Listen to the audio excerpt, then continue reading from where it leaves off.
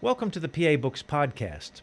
PA Books is a production of PCN, the Pennsylvania Cable Network. This program features interviews with authors of books on Pennsylvania people, history, sports, business, nature, and politics.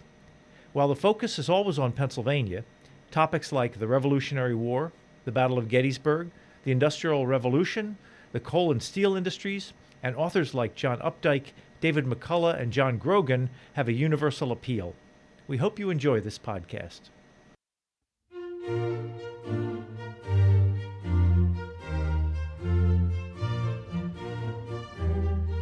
This week on PA Books, the editors of the Milliner-Koken collection of American fiddle tunes, Clare Milliner and Walt Koken.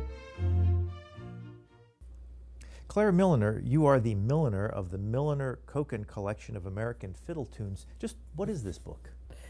This book is a collection of transcriptions of fiddle tunes.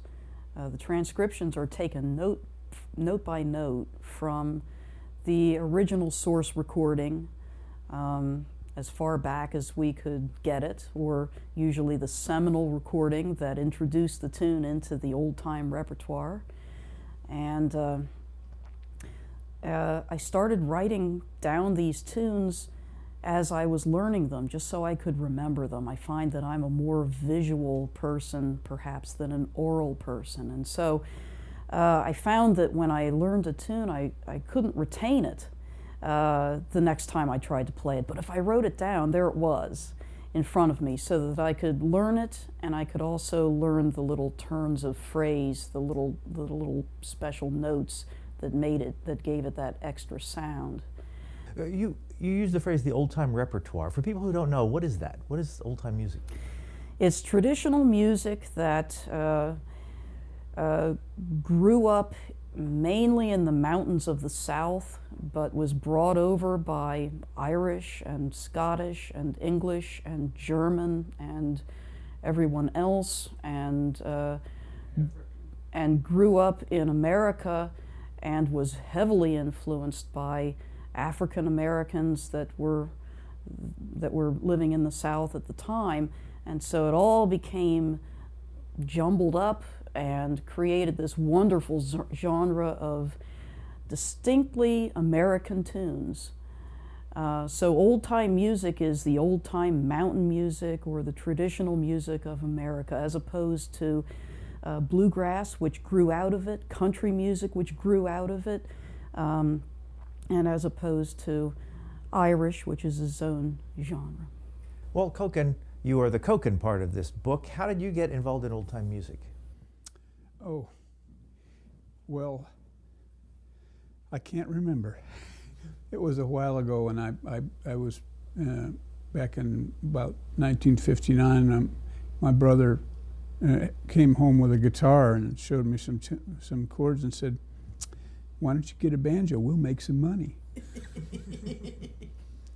So I started playing the banjo, and one thing led to another, and the five-string, it really comes out of the old-time music tradition, which is a fiddle, really, predominantly fiddle. Banjo is a kind of a backup instrument for the fiddle. So that's how I got into it.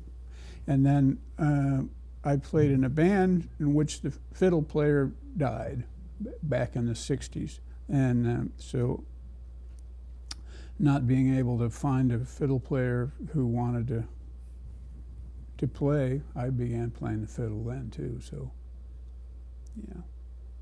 Well, this old-time music, where do you find it now if you go around? I mean, where did it end up when it traveled over here from England and Ireland?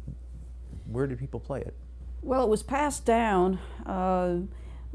It was passed down from person to person, of course, before recording came into existence. When recording began in the early 1900s, there were companies that went out and sought old-time musicians and made recordings which were turned into 78s at that time. Then there were people that went out with recorders of their own, tape recorders and that sort of thing, and made field recordings. The Library of Congress sponsored certain people that went out and recorded tunes that were then preserved in the Library of Congress. So where do you find it now? A lot of these recordings were originally 78s, and thank goodness they've been reissued. Some of the field recordings are re-recorded and passed around from person to person. A lot of them are really hard to find. And amazingly enough, it's very difficult to get copies of recordings from the Library of Congress. It's the library of the people, but it's very expensive and it's very hard. So there are bootleg copies that get passed around.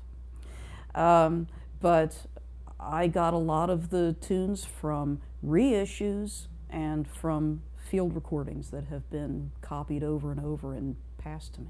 So all the tunes in here are from things that were actually recorded, and you took the notes from the recordings as opposed to hearing them and writing them down. Exactly. And that's the main point, really, of these transcriptions.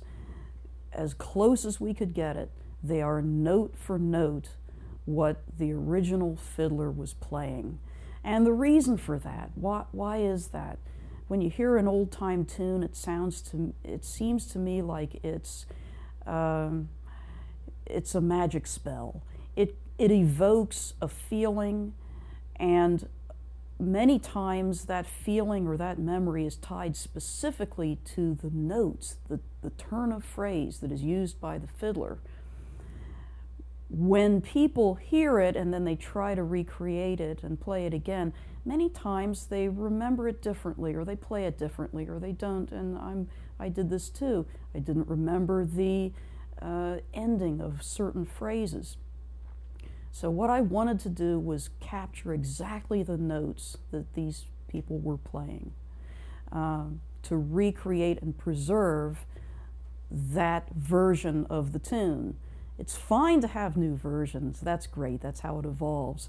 But you don't want to lose the old version in the meantime. Well, when you have a transcript in here of somebody just picking one random, a Clyde Davenport, "Little boy, where'd you get your britches?" Mm-hmm. Would he have played it the same way every time? Some fiddlers do play it the same way every time through, and some fiddlers do intentionally do variations every time through. And so you'll find that in our book that fiddlers that have variations, we put a little letter above the notes or measure that they'll vary, and then put the variation down below the tune. So you can just substitute them in, just like the original fiddlers did. Now a lot of fiddlers don't play at the same time each time they play it. So you might have a recording, one time he plays it a certain way, another recording he plays it a different way. So we've been careful to note exactly which recording we've used in the transcription, because if you get a different recording made at a different time of the same fiddler, it may not be exactly the same. So in the index we've been careful to note exactly which recording we used. And all the fiddlers are so different. If it was passed down before there was recordings, then people would just remember it. Did you find where there was one county it played it a certain way and another county played it another way? That's kind of hard to say. Many of the early recordings were commercial, so they didn't want to necessarily repeat the tunes, so you don't get a real good perspective on that. But as the music recording industry evolved, you do get very, very distinct regional styles. You know, like for instance, the Texas fiddle players play this way, and the Western, because Texas is kind of Western, but the real Western style, and the style of not only of playing, but the fiddle conventions, what they do at the fiddle conventions in the contest, it can be different. So, you know, like out west, if you want to enter a fiddle contest, you have to play a waltz, and the waltzes get real slow and flowery and kind of, you know, sweet, and then you want to play what they call a hoedown or a reel, and then tune of your choice, and they get very complex and kind of overdone in a way. But that's a definite regional style. Now, a lot of the old Appalachian tunes were just repeat, and just dance music. And so. But it's really interesting that there are regional styles. For instance, West Virginia and Kentucky tunes seem to be especially crooked and often modal. And whereas Southwest Virginia and North Carolina tunes may not be as crooked and they have more short repeated phrases in them. You get down to Georgia, you get into the skillet lickers kind of style, it's kind of wild. And Mississippi, there are a lot of C tunes and they play a lot of rags. So there really is a distinction between the styles, not to mention the New England styles, which are rather four square.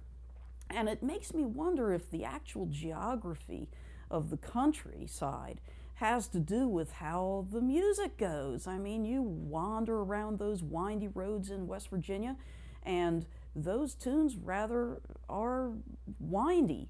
And you dance contra dances in New England, and those tunes are rather four square. That's kind of a fascinating. That would be a good study for somebody. Was there some of that music in Pennsylvania that goes back into the earlier last century? It's interesting in Pennsylvania.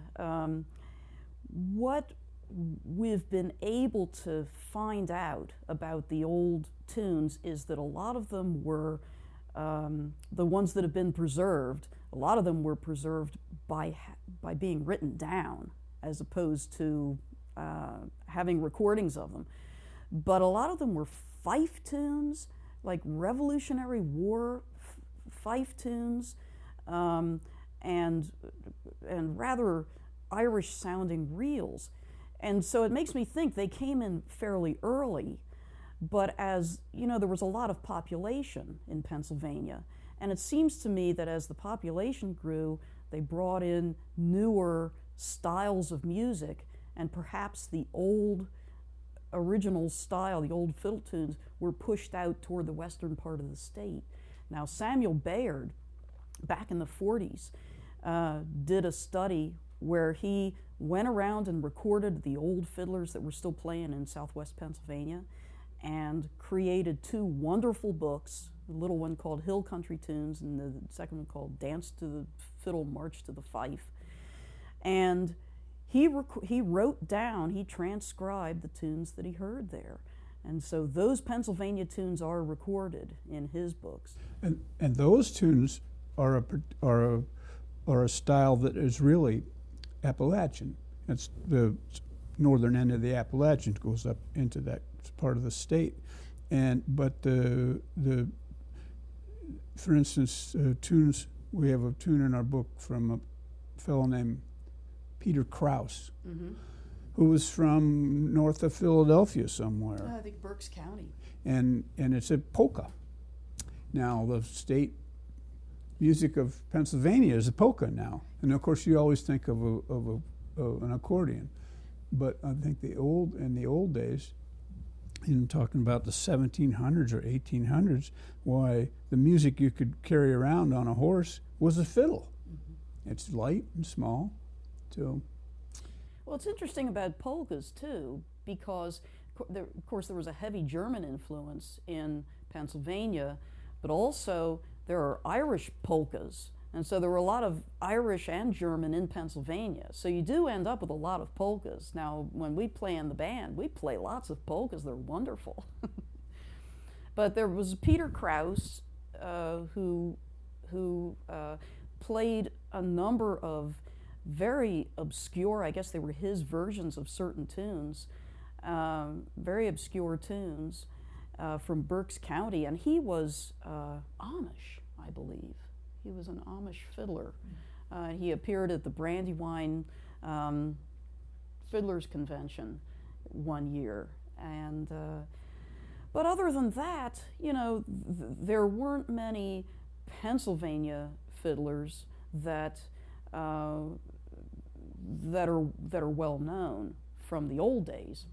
Well, I think one of the one of the reasons for this big body of tunes that came out of southern Appalachians was that it remained fairly remote for quite a long time.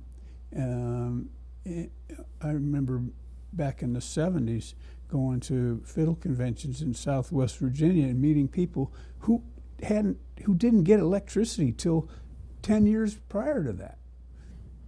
So, I think that was one of the reasons that style of music persisted.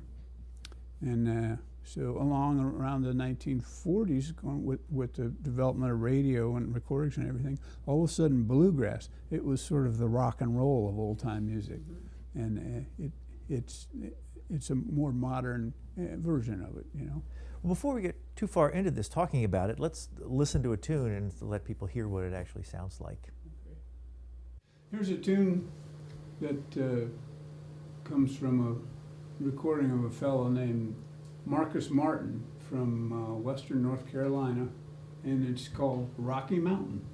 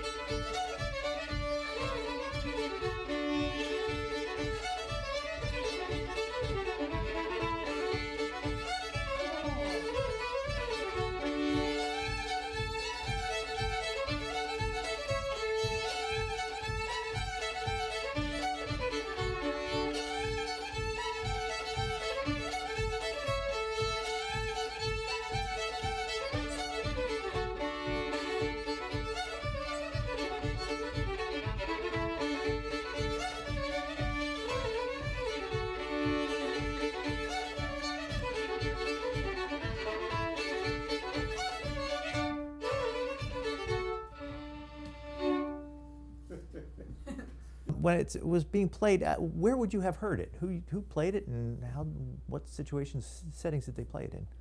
Oh, back in the 60s, they began reissuing 78s.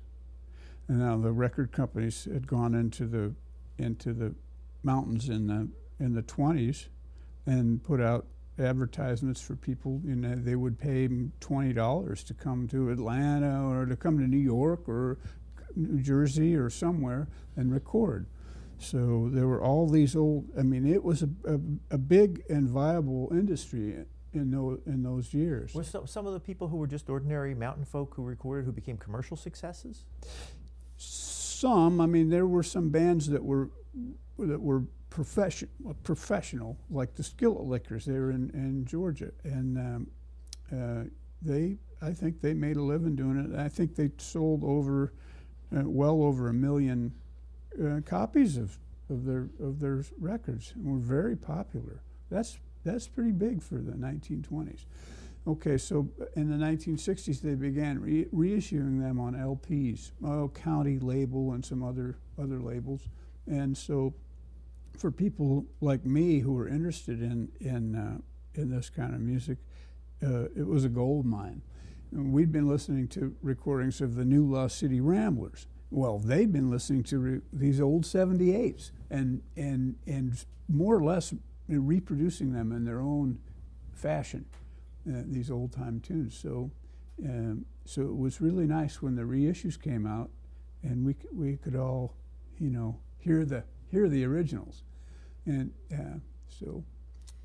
Now, back in the 70s, the Highwoods started playing around the country, and they played all over the place and inspired people to try to play the music too. Now, you're talking about the Highwood String Band, and we should probably talk about that. Walt, for people who don't know the Highwood String Band, who were they, are they? Well, it was Mac Benford, Doug Dorshug, Bob Potts, Jenny Cleland, and I. And we had a 5-piece band, 2 fiddles, banjo, guitar, and bass. And we played old-time music, and we played colleges and folk festivals and coffee houses and all square dances. And we traveled around during the 70s and had some fun with it. Went broke. How big did you get?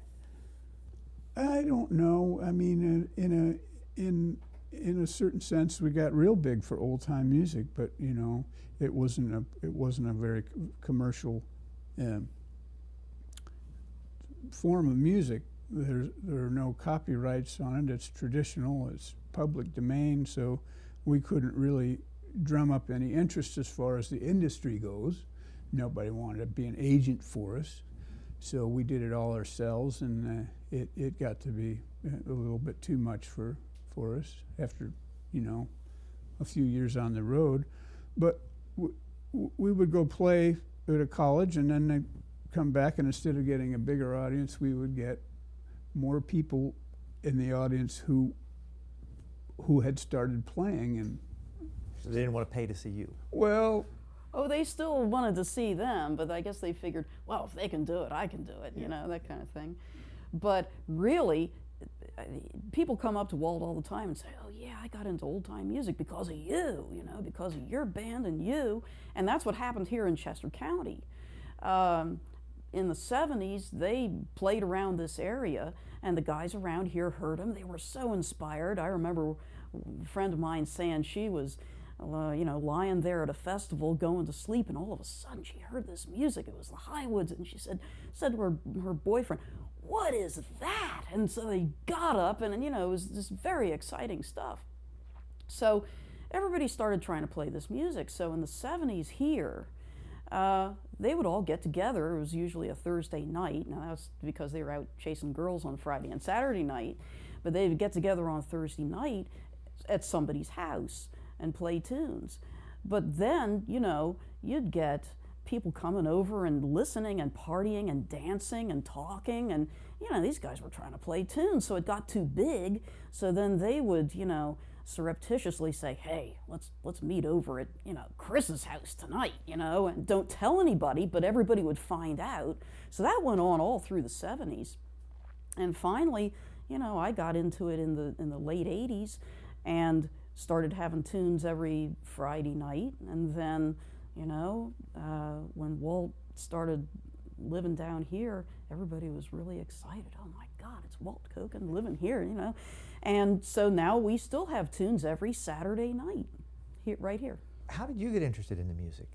Well, I played violin, Classically trained? Yeah, my mother loved music, and she taught in the schools in Philadelphia in the 30s, taught music. And she made sure that all of us, I have 4 older brothers, she made sure all of us played something. Should make them get up before school and, practice. So I played violin, and I heard this music. The Chester County Old-Time Fiddlers picnic was at Lenape Park in Chester County from the 30s on until about, I guess, the 70s. And that was right downstream from where I lived, where my parents' place is.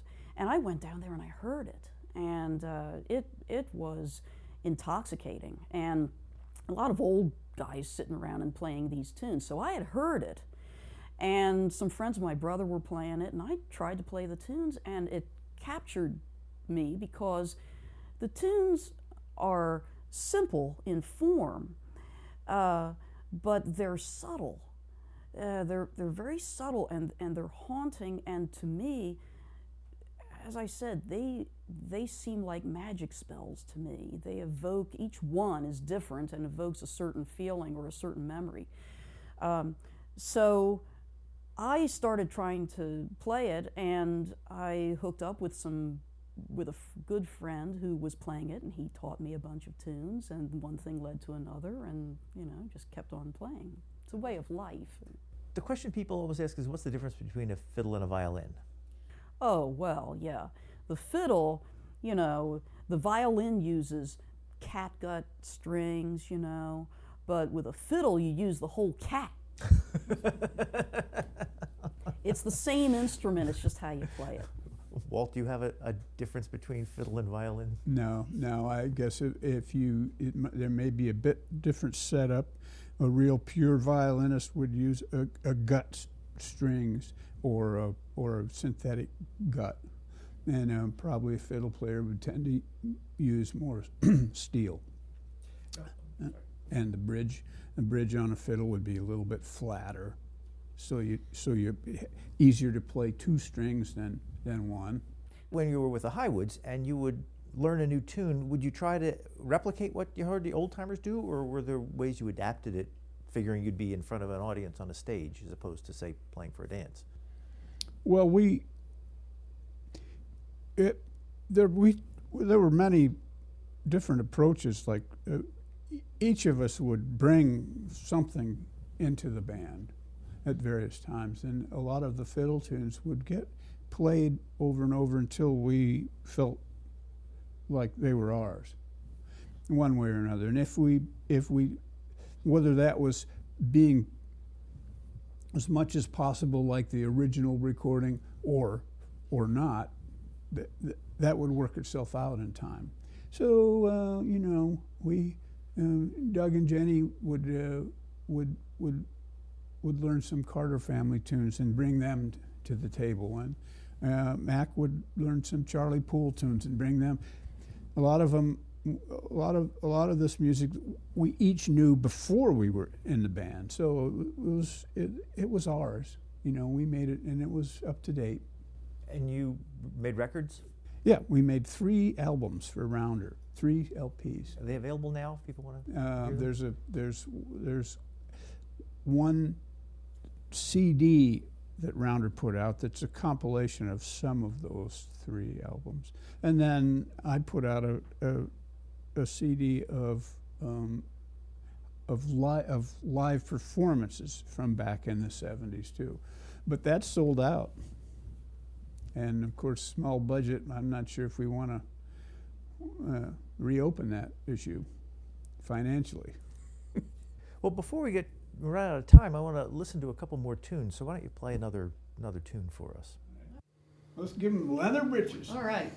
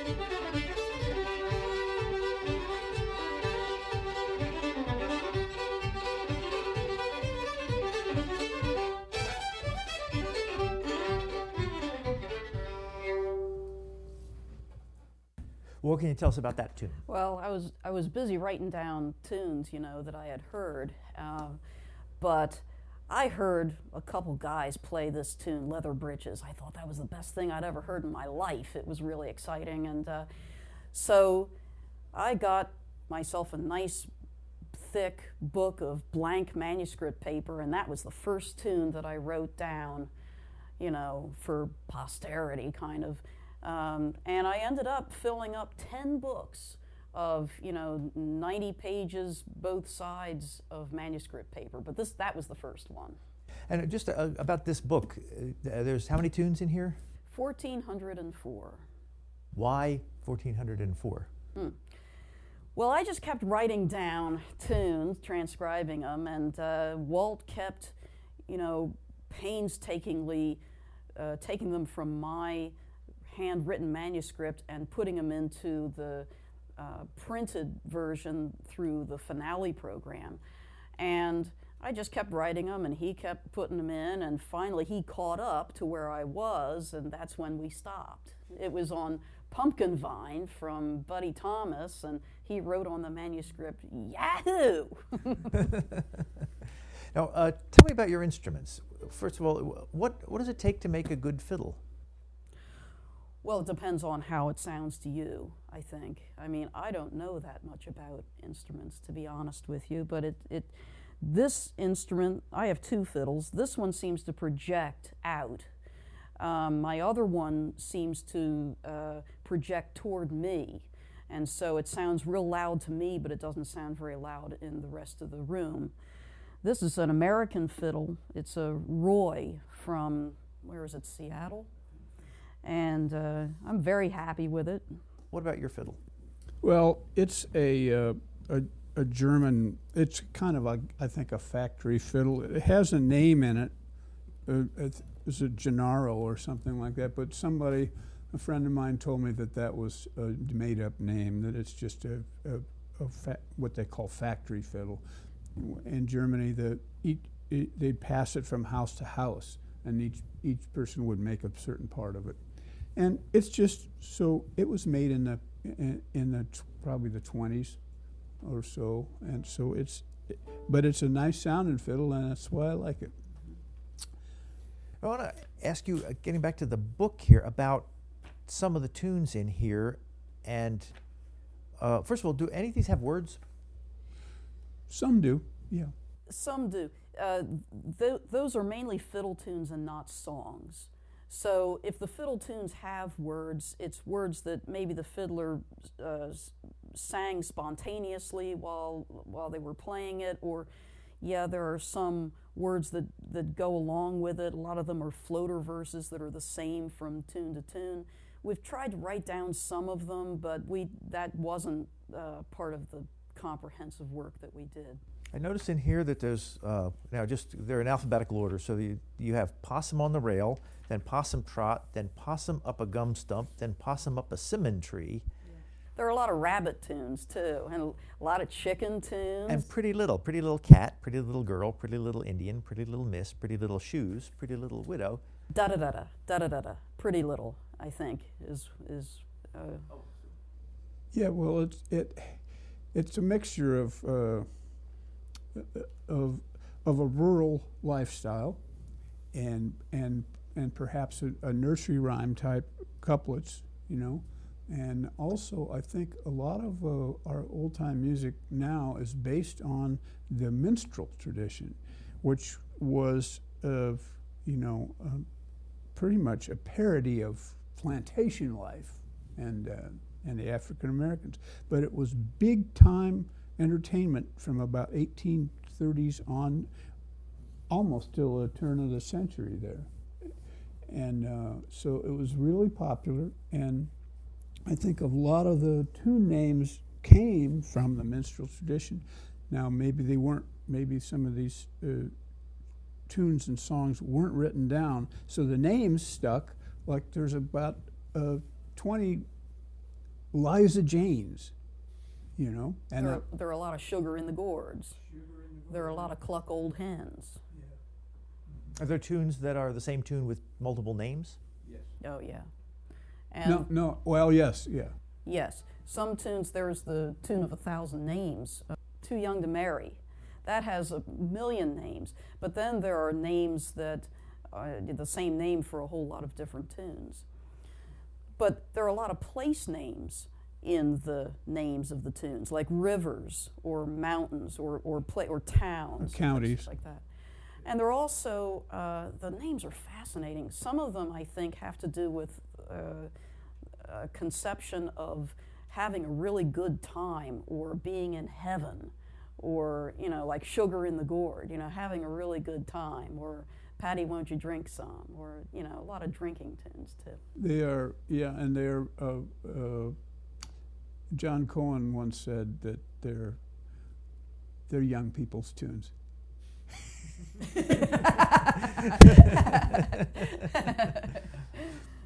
Do you, if someone wants to find a recording of, if they're not familiar with this, and want to find a recording that's the stereotypical old-time fiddler, I mean, to get exposure to it, who would you recommend an old-time fiddler whose recordings they look up?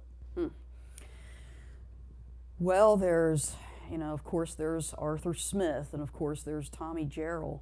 My personal favorite is Eden Hammonds, who really was an archaic-sounding fiddler from West Virginia, and he was recorded in the 40s by Louis Chappell, and those recordings are preserved at the at West Virginia University. And now you can get CDs they've transferred those old recordings onto CDs. Was he a professional? I mean, did he get paid to play? He got married once, and his wife complained that he wouldn't stop playing the fiddle, wouldn't get out and work, and he said, "Upon my word, I'll put down my fiddle for no woman." And that marriage didn't last very long. And no, he wasn't professional. He was more like a backwoodsman and lived by hunting and maybe hunting, fishing, and singing, ginsenging. Hunting, ginseng. Yeah. Do you have a favorite fiddler, Walt? I have a lot of favorite fiddlers. I like a lot of fiddlers, and so it's real hard for me. I mean, there's a lot of them in the book that I like. Was there one early on who inspired you? Well, maybe like in the 60s when the Tommy Jarrell recordings came out, I liked them. It was kind of funny because those early recordings were with a banjo player named Oscar Jenkins. And Tommy Jarrell's father, Ben Jarrell, and Oscar Jenkins' father, Frank Jenkins, played together in the DeCosta Waltz's Southern Broadcasters. They recorded back in the 20s. And so they got paired up for this recording, and they'd never really played together, I guess. And it was just delightful, I thought. And but Tommy went on to do several other CDs with other people, with Fred Cockerham and some other people, and I always thought the early ones were the best. Did Tommy Jarrell make a living with music? No. He in fact he quit playing for a long time, and when he retired and his wife had died, then he started playing again. So he was in his 60s. Wasn't he a road grader? Yeah, he worked for the highway. Yeah. We have, there's an index in the book that tells, it's an artist profile index, and it tells a little bit about each fiddler. It gives birth dates and death dates so far as we could determine, and where they lived, and just a few little snippets of information about them, and then where we found that information. Well, while we're on the subject, I did find in here someone we talked about before we started. This is Jehiel Kirchhoff.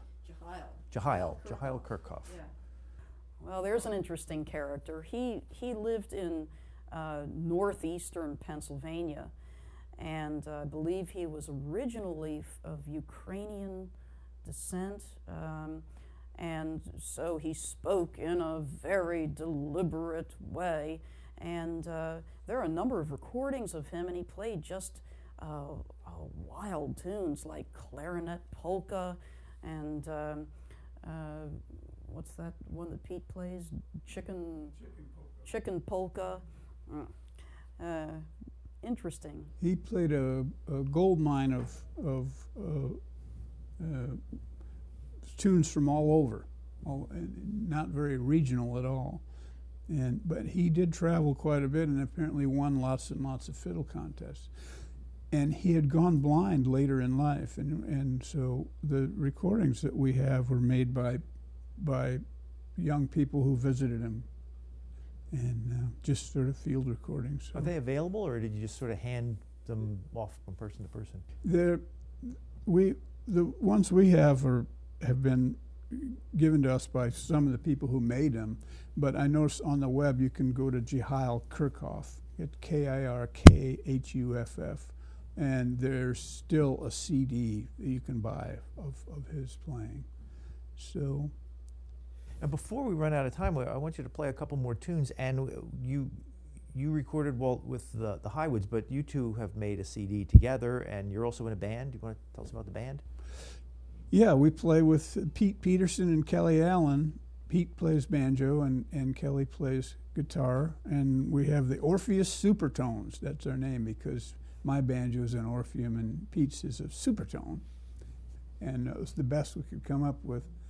We thought would confound everybody. We have a good time with those guys. We're collectively called the Pig Family because when we travel, we really pig up the van. How often do you perform in public if people wanted to see you play? When it's tantalizing enough, when the offer gets good, we'll go there.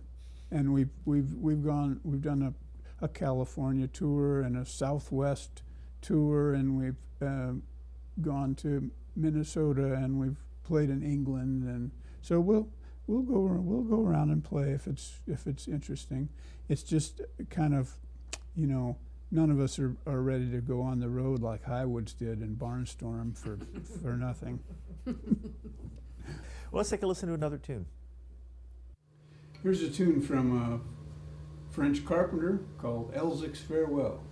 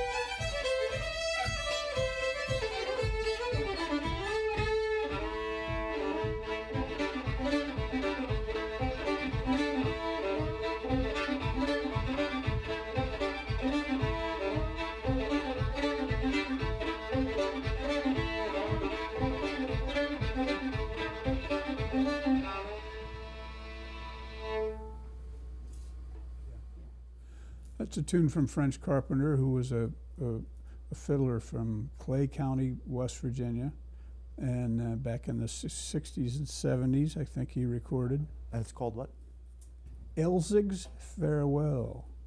And I think that's really Elzwig. And apparently it was, Elzig was a fellow who made this tune up for his mother who was dying. So it's not the usual farewell where you're saying bye to everybody else. He's just saying goodbye to his mother. So it's a kind of a minor tune. So there's also tunes called modal tunes and crooked tunes. Can you talk about those? A crooked tune has either extra beats, or it's missing beats, or it has a tag, a phrase at the end. The absolutely square tune has 8 beats that are repeated in the first part and 8 beats that are repeated in the second part. Is that right? Yeah. Or 16 in the first part and 16 in the second part, which makes 64 beats in the whole thing. That's a square tune.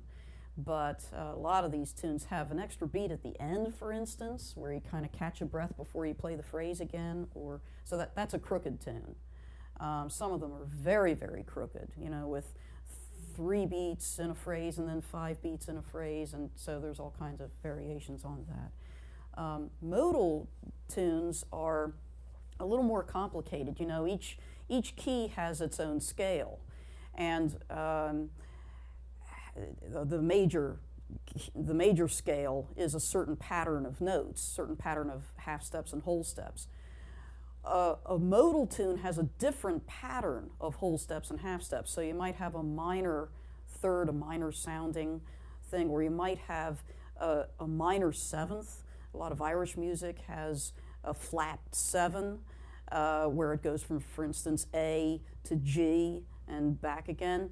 And we call those modal, but in fact, there are a number of different modes, and American fiddle tunes mix up the modes within the tunes quite a lot. You might have Dorian mode in one part and Mixolydian mode in another part, or some strange combination that isn't any given mode at all. So we called all of those modal. If it's not a straight major or minor scale, we called them modal in the book. Well, I guess I should have asked this in the beginning. Who wrote these tunes? Folk. They're the folk music of this country, and a lot of it comes from the old country. I think the beauty of it is that it was added to by the African Americans in the early days of this country, and that makes it really distinctly American. Going back to early man and through the Middle Ages and the Renaissance, there's always been a body of the people's music, just music that they play. Some music was actually written down in the medieval times, but I have the feeling most of it was just the people's music. And I think that's what this is. It's evolved, and it's passed down from person to person. Yeah, there are some tunes in here that certain people have written, but most of it is, there isn't any specific author. It's traditional.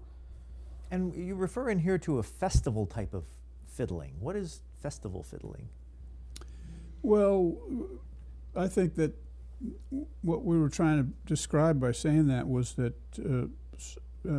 some of these old tunes don't resemble the original recordings anymore, because you get to a festival and there you have a jam with 3 or 4 or 5 fiddlers and a couple guitars and a couple banjos, and people learn these tunes by actually jamming together like that, and it's very hard to really pick out the notes, and so they do get morphed and they do get changed, and they become in general they become often a lot simpler or not as pretty, or sometimes they improve. Yeah, sometimes they definitely improve. But so that's what we meant by festival. Well, is that a problem, or is that part of the tradition where you just hear it and you play it as best as you can remember? Well, it's both. I mean, I think we say that in the book, is that there's nothing wrong with people playing and expressing themselves however they want. That's what this music is all about. But I think it's important, as Clare said earlier, to remember the original versions, because they are our earliest link to what may go back centuries. Yeah. It might be a rather recent phenomenon too, for a lot of people, a lot of instruments to all be sitting down and jamming together. I just have the feeling that in the old days you learned a tune from another fiddler. You sat down with him or her and you learned the tune and you could hear exactly what they were doing. But were there a whole 20 people playing together at any given time? I doubt there was very much of that. So it might be a recent phenomenon to not really be able to hear the notes very clearly. Well, how was the music played when it was originally played? If you would go up into the hills of West Virginia or Kentucky and hear it played in its original setting, would it be one person playing, or would it... Often the old stuff is a solo fiddle, and sometimes the solo fiddle with a vocal, with the fiddler singing, and then sometimes it was just the fiddle and the banjo, because the guitar didn't come into to this country, into the folk music of this country, until after the Spanish-American War. Apparently, it didn't get picked up so that was around 1900. So the old minstrel bands were usually a fiddle, a banjo, a tambourine, and maybe a jawbone. I mean, there weren't very many with guitars. What's a jawbone? It's just a jawbone of a horse or a cow, and they would run a stick along the teeth to make a little rattle, a little percussion thing, kind of like what they have in Brazil with the gourd that's all scored, and they run a stick along that, same kind of sound. So the banjo was part of this music fairly early on? Yeah, yeah, it was. Well, Ed, we are almost out of time, but I have to ask a quick question. You are also a banjo player. What's the difference between bluegrass banjo playing and the kind of banjo playing you play? Well, the bluegrass is actually a carryover from old time banjo playing, because old time has finger picking, what they used to call guitar style, where the thumb can pick and the first and second fingers can pick up, and the bluegrass just basically followed that up with they put finger picks on, and with a 3-finger you can get quite a rapid progression of playing, and the way I play a lot is what they call claw hammer. I used to call it just frailing, it's a down picking. You use the back of your fingernail to go down, and then a strum and a lick on the 5th string, so you get a dung chicka dung kind of thing, and that's good dance backup for fiddle playing. And so there's the difference between the bluegrass and old time. There's different old time styles. Like you do a thumb lead. Sometimes there's a 2-finger picking where the thumb would go down, and then they would lick on the 5th string and lick on the 1st string. So you get this same kind of boom diddy, or budda, back and forth. And so there are several different ways you can do it. I probably shouldn't have asked you that question when you didn't have a banjo in your hand to demonstrate, but I wanted to at least address that, because I hear that question all the time about bluegrass versus old time. And we're just about out of time. Let's fit in one more fiddle tune. Why don't you play one more for us? Here's a tune from Kentucky that was collected by Bruce Green, and it was played originally by this fellow Glenn Fannin, and it's called Jonah in the Windstorm. So.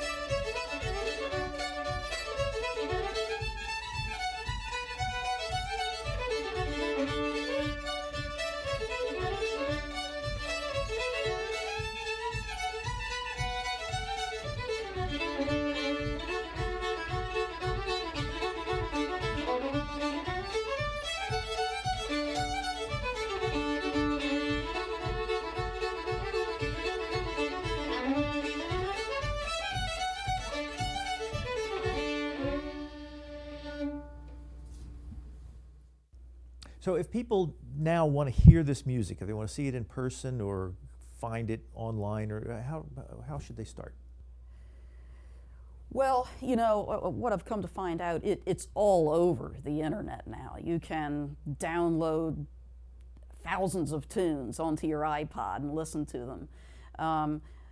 There are certain sites on the internet, like the Digital Library of Appalachia, or the Virtual Gramophone, which has a lot of Canadian tunes on it. You can download a lot of tunes that way. There's also Jeremy Stevens' site, the Soggy Record Cabinet, something like that. So a lot of people are actually putting up the old recordings on the internet, which is fantastic. Sugar in the Gourd is a good place to listen. That's a website? Yes. Yeah. Other than that, you know, you want to look for the reissues of the old stuff on CD. I think it's probably easier to get it on the internet these days, don't you? And are there a lot of bands like the Highwoods around now playing this kind of music as kind of a next generation of? Yeah, there are, but you know, I would say that there's not very many that are doing it professionally. There's some young guys who are out there learning their lesson. It's not easy for any kind of music to be on the road, but old-time music being traditional, like I said earlier, it's not very commercial. So. Well, we are out of time. We've been talking to Walt Koken and Clare Milliner. They put together this book, the Milliner-Koken Collection of American Fiddle Tunes. Thank you very much. Thank you. You've been listening to a podcast of PA Books, a production of PCN, the Pennsylvania Cable Network. We'd like to hear from you. Our email address is pabooks@pcntv.com. Like us on Facebook to learn more about PA Books.